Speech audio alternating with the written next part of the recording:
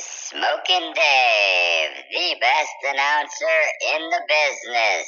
I'm currently ranked number 5 in my naked mud wrestling class, and I have the most immaculate butt cheeks on the planet.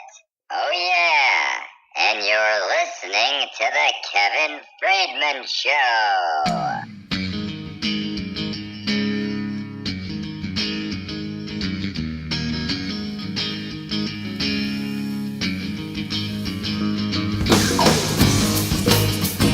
Hey now, it's Tuesday, July 31st, and another SportsGossip.com podcast is on the air.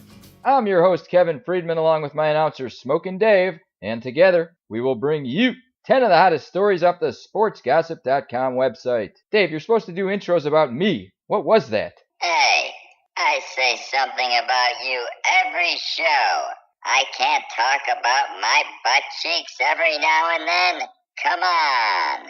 All right, fair enough. Now give us that first story. The Indians and Nationals have discussed Bryce Harper trade. Well, the Major League trade deadline is at 3 p.m. Chicago time today, and according to reports, the Nats have let teams know that Bryce Harper is available. They've reportedly been in talks with the Indians, although the talks have not progressed. The Dodgers are also rumored to be looking at Harper. Now, the Nats are currently a game under 500, 5.5 games out of first place, and 5.5 games out of the wild card. Harper's a free agent. He's still only 25 years old, and while he's only hitting .220 this year, he does have 25 homers, and he leads the NL in walks with 84. Now, the rumor is Harper will not sign with the Nationals after this season, so you can't blame them for looking into trading him. Although this late in the game, you're probably not going to get back what he's worth. And you're only 5.5 games out, so if I'm a Nationals fan, I'm hoping they keep Harper, and he manages to get hot for the final 2 months of the regular season and help you make a run at the playoffs. This is a guy, after all, who hit .330 last season and is capable of being one of the best hitters in baseball. But we'll have to wait and see what they do. We'll know by 3 p.m. today. Dave, what's next? Braves pitcher Sean Newcomb has offensive tweets revealed after failed no-hitter. The 25-year-old starting pitcher was one out from a no-hitter on Sunday, but that wasn't the story after the game, because it was discovered that when he was in high school, he put out some very racist tweets. You can go to sportsgossip.com to check him out. He talked to a reporter after the game and was apologetic, but I'm guessing he's not going to get off that easy, and he shouldn't. I mean, not only is this guy a racist, he's also an idiot. This same thing happened to Brewers reliever Josh Hader a week ago, and it just happened to the Nationals' Trey Turner. I mean, when are these guys going to learn? All you got to do is check your tweet history, delete any old tweets that you think would get you in trouble, and pray nobody has a screenshot of them. But these guys obviously aren't smart enough to do that, and I'm glad they're not smart enough to do that, because I don't care if they made the tweets in high school or whenever. They're inexcusable, and anyone who makes them should be outed and ridiculed. Now, Dave, what's next? WWE Hall of Famer Nikolai Volkoff dies at 70. Yes, very sad news in the wrestling world. The WWE announced the former tag team champion died on Sunday morning. He was best known for teaming with the Iron Sheik in the mid-80s, and as mentioned, they did win the WWF tag team title at the first WrestleMania in 1985. And I see we have a caller on the line who wants to discuss this. It's everybody's favorite Russian, Ivan Babushka. What's up, Ivan? Milosh, Kevin. I just wanted to say that Nikolai Volkoff was personal hero to me. He was excellent wrestler, and he dined many times at Ivan Babushka's Dining Emporium. He was a very big fan of our Vatruska. And for the next 4 hours, in honor of Nikolai Volkoff, we are giving half off on all Vatruska. It will be excellent. All right, Ivan, thanks for the call. I'm sure the Volkoff family will really appreciate you having a Vatruska sale in honor of Nikolai. Now, Dave, what's next? Man changed restaurant's cable package to watch Arizona Wildcats basketball game.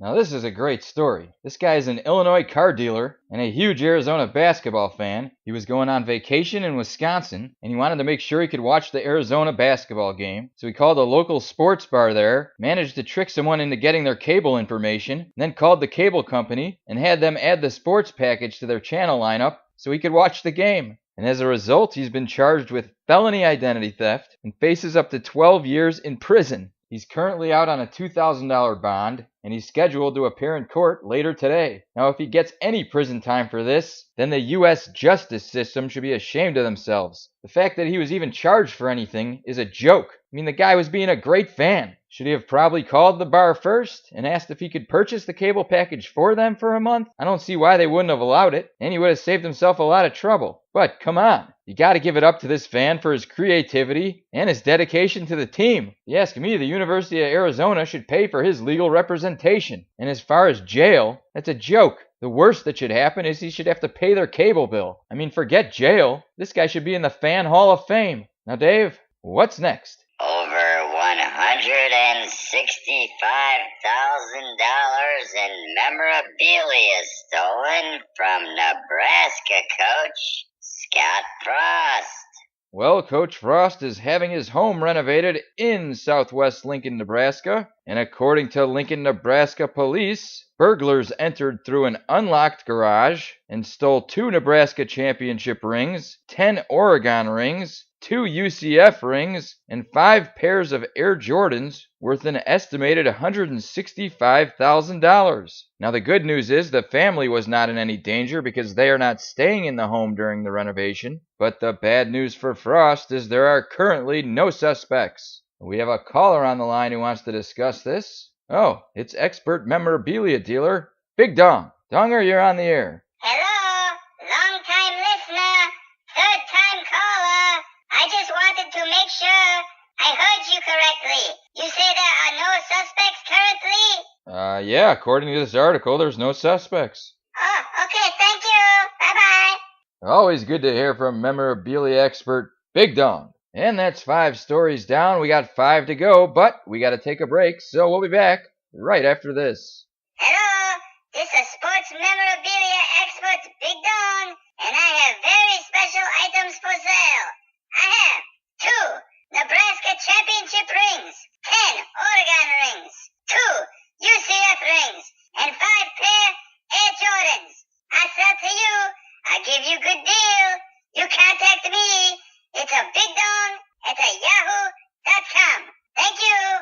And we're back. Dave, I'm not in the habit of diming out our sponsors, but you might want to call the Nebraska police and have them look into Big Dong. But before you do, tell us what's next. Richard Sherman has lost a couple of steps. The former Seattle Seahawk, who is 30 years old and coming off an Achilles injury, participated in his first padded practice as a member of the 49ers on Sunday. He was matched up with Marquise Goodwin, and it's said that he got absolutely smoked. Now, while this might sound worrisome if you're a 49ers fan, I wouldn't put too much stock in it. The guy's a proven veteran. It's the first couple days of camp, and he's coming off an injury. So even if he was getting smoked, I wouldn't start worrying about it until it happens in a real NFL game. Now, if I heard reports that Sherman continues to get smoked every day in camp, I might get a little worried. But again, until I see it in a game, I'm going to give him the benefit of the doubt. Now, Dave, what's next?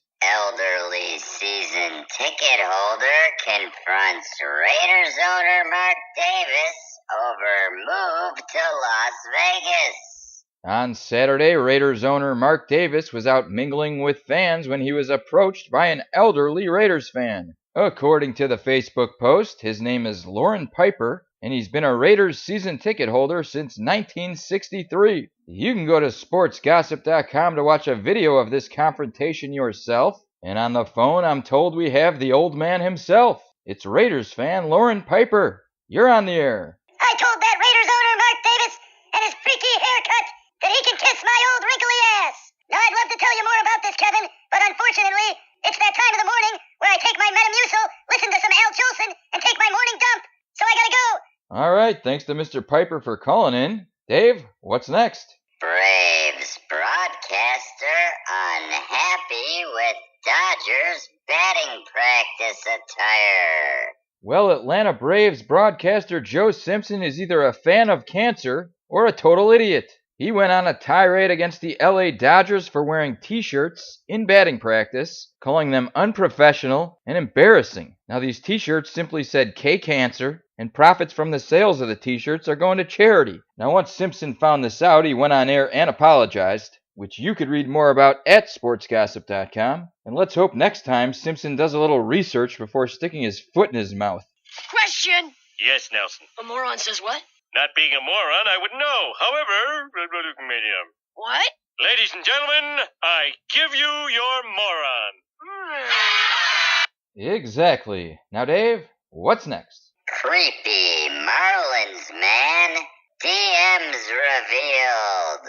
Well, if you remember the story I did about this guy a couple months ago, then you know I hate this guy. I said he was a creep back then, and now I have concrete evidence to back it up. In case you're not aware of who this guy is, he's some nerd who for about the past 10 years has had Marlins season tickets, sits behind home plate in a bright orange jersey and a bright orange visor, basically just so he can be seen on TV. This guy's not a real fan. The only reason he goes to these games is because he loves attention and wants to be known as the guy in orange who sits behind home plate. Now, I guess he went on a date with some single mom, and when he found out she went on a date with a different guy, he sent her a bunch of creepy private messages, which somebody leaked, and you could check out at sportsgossip.com. Beware, they are pretty disturbing, but they definitely prove my point that this guy is a big-time creep. Just another one of my fantastic predictions, which you can only get here on The Kevin Friedman Show at sportsgossip.com. Now, Dave, give us that final story. Looks like Steph Curry is now going bald. Well, some website called MTO followed Steph Curry around on vacation, snapped a couple pictures of him, and then wrote an article about it saying he is starting to lose his hair. And I'm calling fake news. You can go to sportsgossip.com to look at the pictures yourself. I looked at them and I see zero receding hairline. And trust me, I'm an expert on the subject. And even if he was going bald, it wouldn't be a big deal, because all he has to do is shave his head. Because as long as he doesn't have a weird-shaped head, he's going to look fine. Any black dude who's going bald, all he has to do is shave his head, and you can't even tell that he's going bald. And it looks good. Who you should feel sorry for are white guys who are bald. Like me. Because white guys can shave their head, but unless you're Patrick Stewart, you can pretty much always tell that they're bald. I see we have a caller on the line who wants to discuss this. Oh, it's the guy I got fired last week. It's Raider owners Mark Davis's former barber. What's up, guy? I'm still pissed off at you, Friedman. The only reason I'm calling is to let Steph Curry know that if he needs a new barber, I'm available. Why would Steph Curry ever want you as his barber? You know what, Friedman? I've been in this business for 50 years. I cut Bill Spector's hair. I cut Mo from the Three Stooges' hair. I cut Sean Penn's hair in Carlito's Way. So don't you tell me I'm not a great barber. Oh yeah, with that impressive list of clients, I'm sure Steph Curry will be getting in touch real soon. And that'll do it for another SportsGossip.com podcast. I want to thank my announcer, Smokin' Dave. Thanks to everybody who called in. And of course, thank you for listening. As always, for these stories and much, much more, you can go to our website at sportsgossip.com. Our next podcast is Friday. And until then, we'll see you next time.